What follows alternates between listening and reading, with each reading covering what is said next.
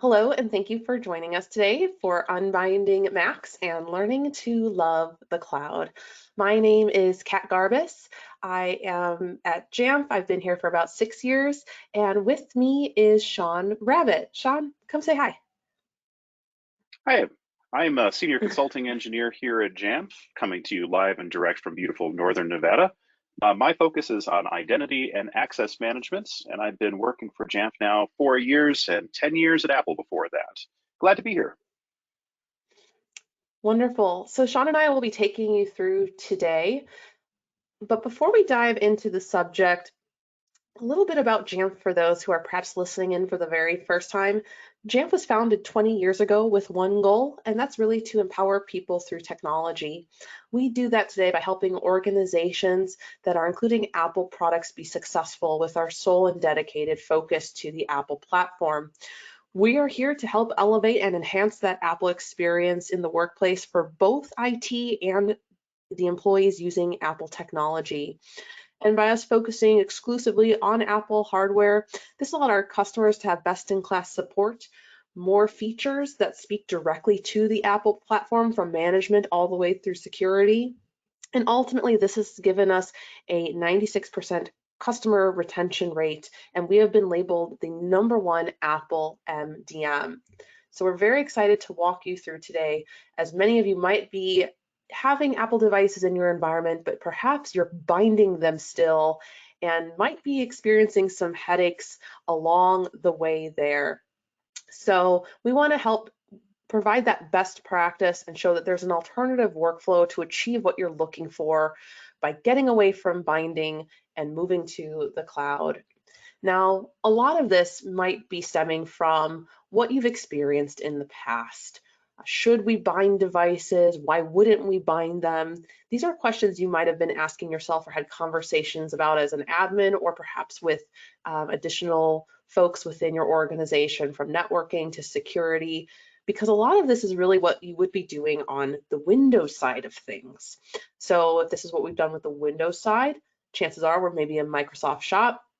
This is what we've been doing all along, so why wouldn't we do this for our Apple devices? And we've got a few good reasons as to why, but we understand that there's really the overall goal is just want to have your security in place. You want to make sure, and you're likely binding your Macs because it's a Windows practice to help achieve security and provisioning. Now, it's different on the Apple side, but before we go too close into that, what did on-prem Active Directory get you? So you were likely binding and looking to bind because it was providing you with directory services, group membership info, central account management, group policies, and of course, resource access management. So it got us some basics. It got us what we needed. We could log into our Mac with an AD account as long as we were on-prem and our Mac stayed bound. And we can try to push some AD group policy onto the Mac, though that is basically like translating from one foreign language to another. And essentially, we could use those Kerberos tickets to restrict access to resources. So while it got you these things, it also gave you some challenges, right?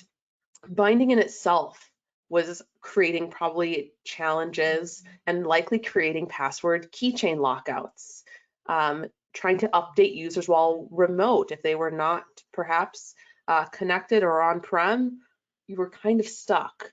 And then, of course, updating and making sure that you were also supporting bring your own device, which was also going to be a challenge with this setup. And then, of course, down below, there have been some additional challenges that Sean will talk about a bit more, but CVE-2021-42287 arose recently in this last few months as well. So we're going to walk you through a bit more, but in short, today's message, if you got one thing, is to avoid binding Macs. We've been recommending not to bind Macs for some time. Maybe you weren't aware, maybe you didn't listen, or you didn't need to, so we get it. There might be several reasons as to why you were binding, why you're still binding, but in short, it's a Windows workflow and it's going to work best for your Windows devices. it's going to translate Windows to Windows perfectly. But as we just spoke about, there's been challenges with the Apple devices, and it's not going to translate. So we need to find a way to achieve these goals with security and identity practices, but also make sure we can accomplish it without binding the Mac. So if we're going to offer an alternate route, we need to talk through perhaps what requires AD, and at the same time, how do we accomplish this? So Sean, I'm going to bring you in to help kind of carry through this conversation a bit. Oh, absolutely. I'd like to start this section off by saying, as an engineer, you know that standards never die. It's like, why are the ruts in the road 8.5 feet wide? Well, that's because the cars need to go down that, right? No, it's because the ancient Roman chariots needed to go down that. Probably before that point, it was old farm carts. Someone a long time ago decided on a standard. And someone a long time ago decided that on-premises Active Directory was a standard, and frankly, was good for the time. But the big problem is that you need to start using modern tools to eliminate the need for a lot of these pieces for Active Directory. Active Directory itself will probably be around practically forever, and you're still going to need pieces here. But if you don't need to bind devices to AD, you'll need to make sure that you can demobilize and unbind it and replace it with something else. So for example, if I want to make sure that a last user password was in sync with AD, I'm going to use a tool like Jamf Connect and Azure together. Now, Kerberos tickets go away if you start to use Azure to connect your cloud resources to Azure identities instead of relying on on-premises Active Directory based systems behind the firewall. Pretend the firewall is basically been knocked down at this point, because if people are going to get into your network, then they're going to get into your resources, and they're going to get into your domain controller, and they're going to get a Kerberos ticket to get into anything. File shares can go away with cloud storage like Microsoft OneDrive, Box, Dropbox, lots of different options. And for systems with federation to on-premises Active Directory, you may still need Active Directory Federated Services, or ADFS, but in most cases, that can be completely eliminated with things like Azure AD Connect, a free application that will connect your on-premises Active Directory system to the cloud Azure environment and automatically sync the users and their passwords back and forth. There's also a couple other advantages too. Check out the Microsoft documentation on what actually happens when you turn on password hash sync for security. It's pretty impressive. One big note about Kerberos tickets is that your Kerberos domain, in order to get a Kerberos ticket from the key distribution server, you need to do one of two things. Either you need to have a fully qualified domain name, and that device needs to be, or that Kerberos KDS needs to be actually exposed to the internet. Or because doing things like that is kind of like searching out the hole in the Death Star to figure out how to blow up your organization, you probably want to put that behind a private network of some form. Now, this particular article discusses how to make sure that you have a consistent connection for your Mac fleet and be able to actually access the Kerberos servers. But remember that if you are behind the firewall, you're on premises, you're going to need either a solution like VPN in order for that device to access the KDS, or you're going to need something that creates a private network on demand, like the Jamf Trust and Jamf Private Access applications. Now, that gets us into the nightmare fuel known as CVE 2021-42-287. And I've said it so many times that I probably have it memorized, don't I, Kat? Yes, you, I think, are the champion of being able to not only say it without pause, but you have it memorized, and I'm always jumbling the numbers. So you've got it. But this is it. This is something that, we're finding people have either heard about it and maybe haven't dove into it, or they're hearing about it for the first time because it's been impacting them undercover and they're not realizing it.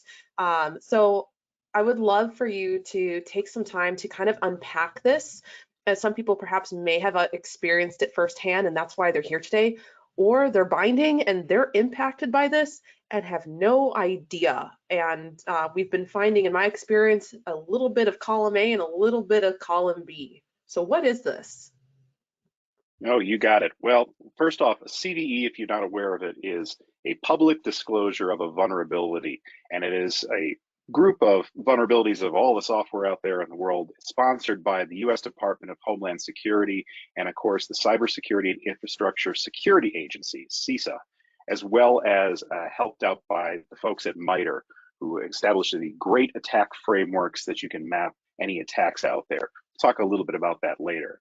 But the most important thing, CVE 2021-42-287, basically it's set up so you can spoof a domain controller on your network. A bad actor would go out, put a computer on the network and just announce to the network, hey, I also am a domain controller.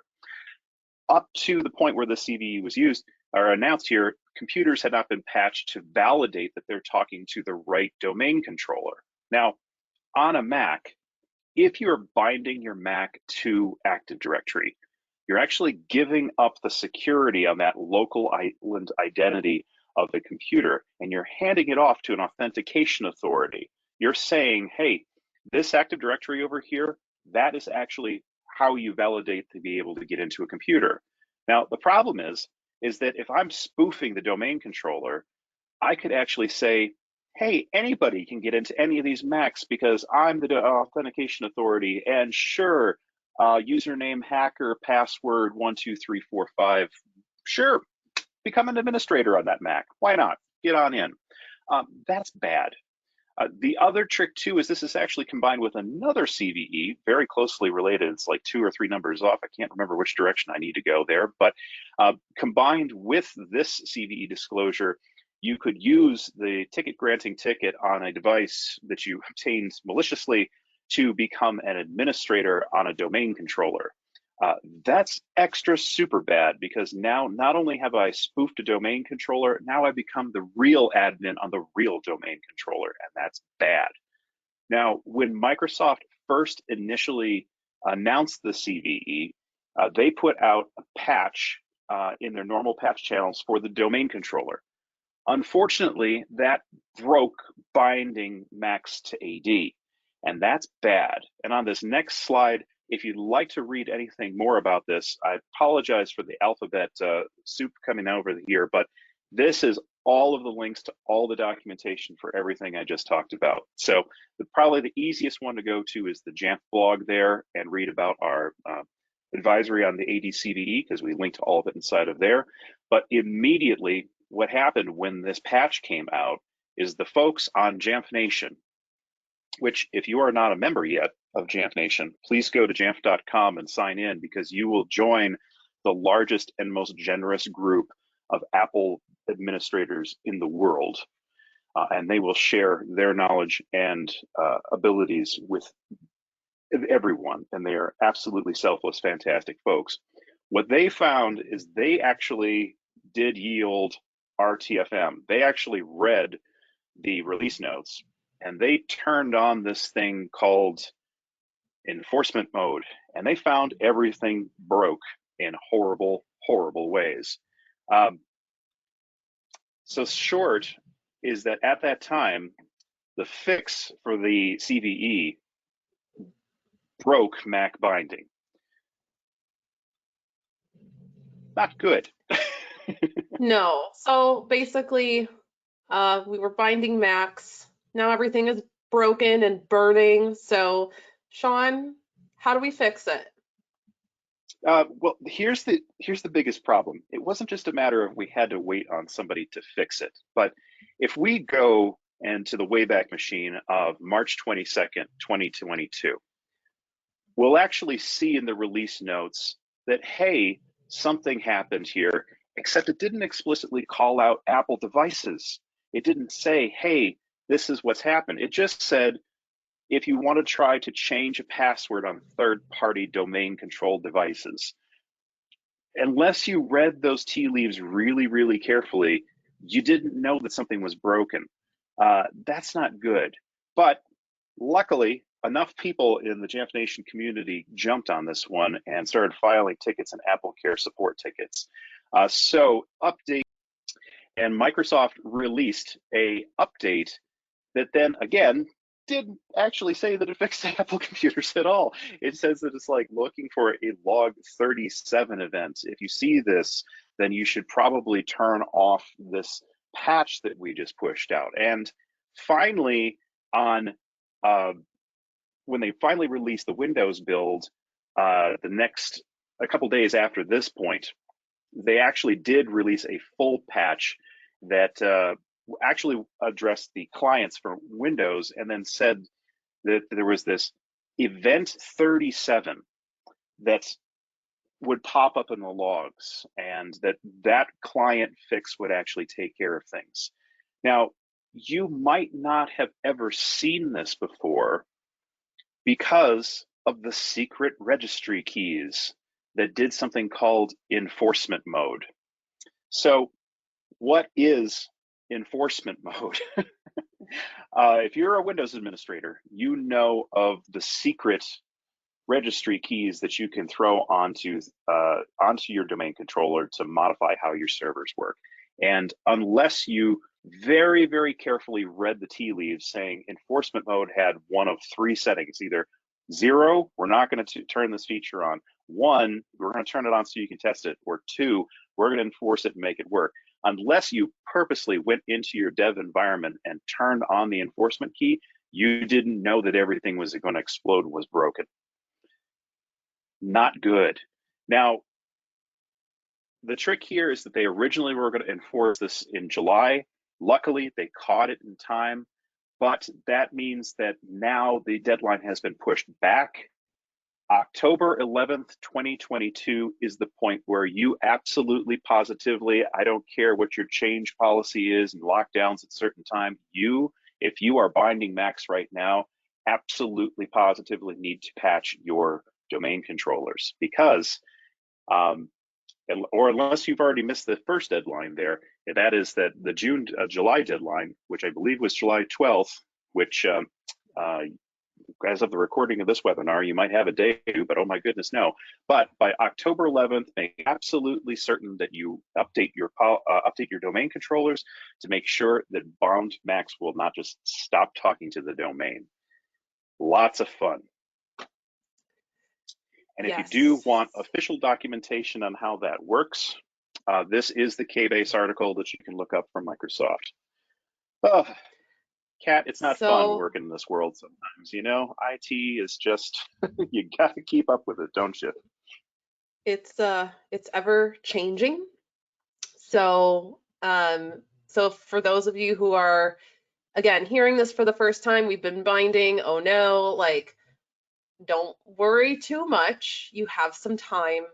And that's why we're here. That's why we're doing this, because it's reality. It's keeping up with things that are ever changing. So, you know, you've been binding. It was maybe causing some headaches with maybe password keychain lockouts, and we'll get to that in a second, or in a little bit, I should say. But there was just a consequence of another fix. And now it's, how do we, again, keep in line with the goals? How do we maintain security? How do we maintain identity security and provisioning? And at the same time, hey, if we can help, knock out a few additional headaches we were experiencing, like keychain lockouts and password syncing, we can help with all of that. So I just wanted to take a pause and say we're delivering some not so great news, but we've got better news and fixes and things like that. So if you came to this thinking, okay, I just want to do some research in unbinding Macs, now we're telling you why to not bind, but also how to still achieve what's needed. And to what Sean was saying earlier, standards were put in place. We get it. That's pretty much universal, but now we need to amend those standards. So Sean, let's kind of dive into how do we prepare teams, right? I'm an admin, I've got Macs, I now need to have some conversations, there's some fixes and things that I had not yet considered. So how are we going to prepare? Excellent question. And the good news that we've learned so far, since we've been actually raising these warning about the binding apocalypse, as I've been lovingly calling it, for at least half a year now at this point. The good news is for the Apple systems, there should not be any client-side changes that you need to do. I mean, of course, keep up with patches. Current release, make sure you're always on the current release of macOS. And if any of your security vendors say don't do that, then switch security vendors. For your Windows fleet, however, there are updates to the client software for Windows 11 to make absolutely sure that you are up to date and it can continue talking to a domain controller. But the most important piece is you absolutely need to make sure that you run your Windows updates on your domain controller. And you'll see a Windows Update KB will have the KB article for it will have the text about resolved an issue that caused event ID 37. As long as you have that patch in there that says resolved an issue that caused event ID 37, you're good this time. The problem is this isn't the first time this has happened. If we go back in time, again, to macOS, or what they called at the time, OS X Lion. Now, this time, it was the other direction. It wasn't Microsoft that broke AD. This time it was Apple that released an update to the operating system that wasn't compatible with the current AD at the time. What happened is if you upgraded to macOS Lion, you would be broken and could not talk to a domain controller. The authentication server system just stopped. Now, the trouble is that it took from July 20th, 2011, when they released Lion, to October 12th for there to actually be a patch out there to happen. If you'd like to go to the Wayback Machine here on Web Archive, you can actually see the release notes from the time on what happened there. But literally for several months, organizations that relied on AD, if they upgraded their systems, would break. This is bad. We don't want that anymore. And what broke at the time, and what could potentially break if you do not update your servers, is essentially centralized identity management. Your users will not be able to log in. If you are continuing to use Active Directory to distribute certificates to computers, which preview, you don't need to do that anymore. You can actually distribute certs to devices in many other different, easier ways. That will break. If you're still using management policies, you're trying to translate that ancient Sumerian into Mandarin to make an Apple work with a group policy, that will break. And it's also extremely possible that when the domain controller stops talking to AD, your user account will fall out of sync with the Active Directory password, and you may lose the ability to log into full disk encryption machines with file vault turned on, and your users will lose what's called the keychain. Keychain is a secure part of macOS that stores all of the user's credentials, so usernames and passwords. And if you fall out of sync, then you have to delete the keychain, which means you might have to be resetting passwords on a whole bunch of different things. Not fun. So we talked about what will break. So let's start to kind of navigate through. We're gonna unbind. We're gonna do something, and it feels rogue perhaps for someone who has been binding. So we're gonna unbind. So what's different? And at a high level, we've documented for you that you've probably been relying on AD policy. Now we're going to be leaning more on MDM management for your Apple devices. Of course, user level configuration profiles, certificates and networks, user management. Sean, can we kind of dive into any additional details on some of these differences? Absolutely, because up to this point, I've been doom and gloom, and I think that we probably need to like pour an adult beverage for everyone who's been listening to this webinar up to this point. Fear not, it's not that bad. So the life is good. The first thing is, let's translate AD group policy into Apple technology instead. So AD group policy, if you were using this is very much based on Windows administration. TLDR version, an Apple device is not a Mac, or is not a Windows device. Excuse me, an Apple device is a Mac, but an Apple device is not a Windows device. They do speak completely different languages. So there are troubles trying to translate the Windows world into the Mac. And again, putting certs on is based on binding. I have to be able to have a Kerberos ticket or talk to the KDS to get the cert, et cetera, et cetera. There's this concept of a mobile or a network account to fix the, what I lovingly call CEO on an airplane situation. If my device doesn't talk to the domain controller, I still have a local backup set of credentials that kind of keeps in sync. Problem there is that when it falls out of sync, it falls bad. And the passwords, you are able to control a user's password on a central domain controller, change it there, and they'll still get into their Mac. But it breaks a whole bunch of other things like full disk encryption. If you use BitLocker in your Windows environment, you got the idea there. But in Apple's world, the disk encryption happens before the Mac even boots up. It's actually a pre-boot type of system there where it's done in the firmware, essentially. So we need to replace all of that. Let's knock all that out and let's go into the wonderful world of MDM management instead. So instead of talking to a computer and translating, Apple has established a framework of native MDM commands that actually will do a lot of the stuff that you see out of group policy. That's what we're here to do at Jamf as a system engineering team too, is to make sure that you know we can translate Windows to Mac for you. There's multiple ways to get certificates for security onto your device too. One option is that you could use what we call a configuration profile in the Mac world. Config profile tells that Mac how to get a certificate. And I could use Jamf Pro, for example, to say act as a proxy. I could use that to talk to your on-premises Active Directory server, and I could actually get certs that way. I could use Azure as a proxy as well. If you have a SCEP server set up or an NDES server set up for your Windows box right now, take a wild guess, we'll actually be able to talk to that exact same server to get those certs on there. So that way you don't have to have a domain controller involved. You are switching over to real, honest to goodness local user accounts though. Think of that Apple computer as it has its own little island of identity. It has a good old 1970s Unix username and password associated to it. Now we can use some tools to make sure that that local username and password stays in sync with our Active Directory system. It's great, we can do that. And of course, we do have the ability to actively manage our fleet of computers. We don't have to just rely on pushing out a script. We can actually get the status of that device and know what's going on it. So that way we can actively manage threats or updates as needed.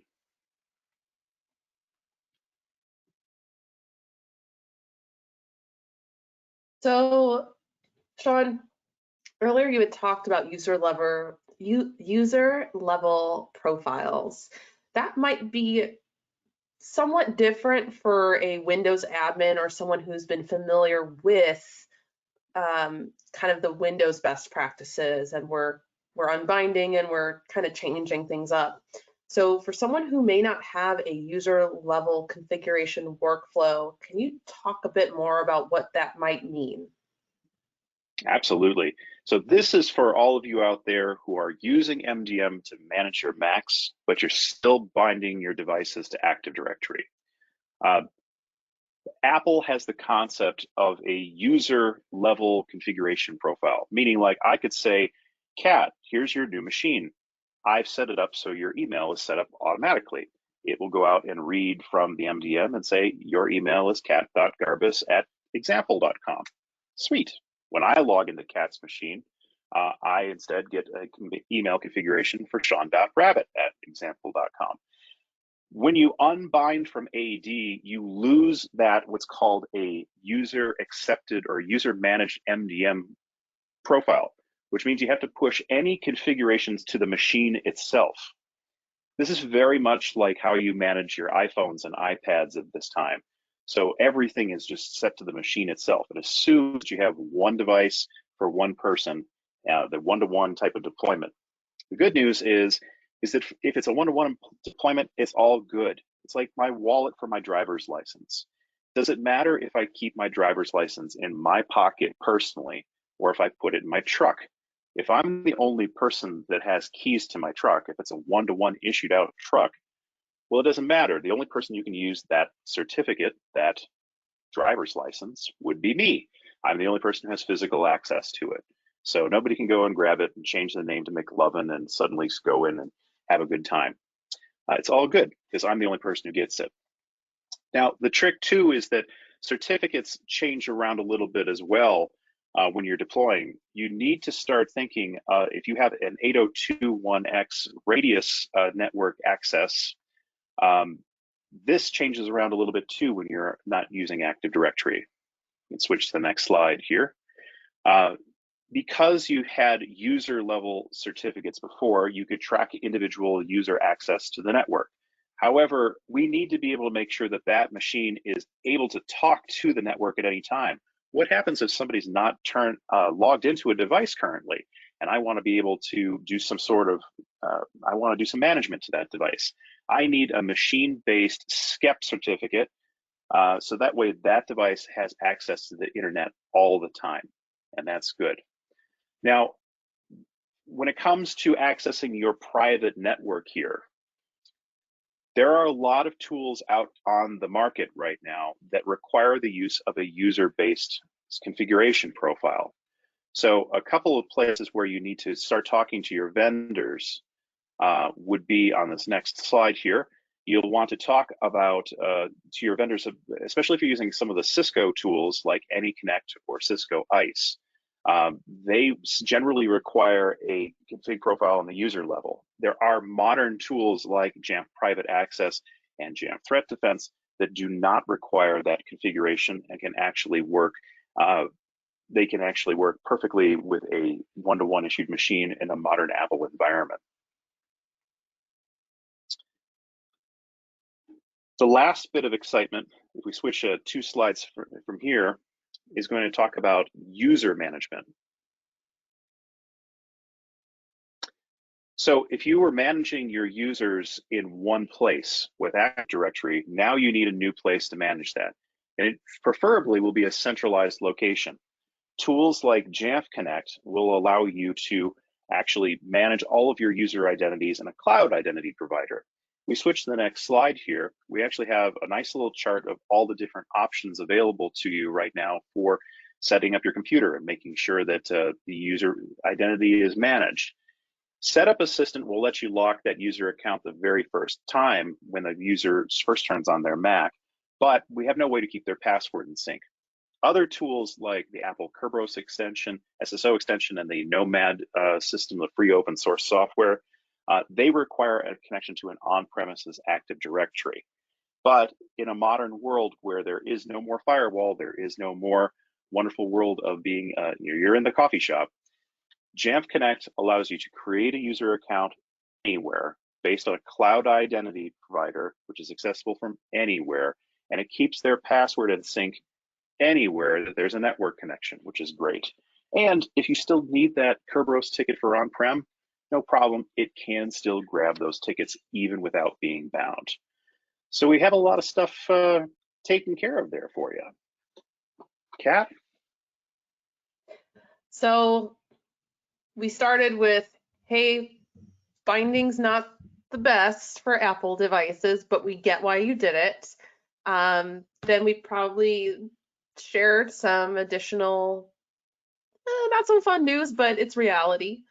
But we're providing steps to resolve, right? So Sean just kind of walked us through what those are, but at a high level, this would be how we would recommend you move forward. Start with unbinding the machines.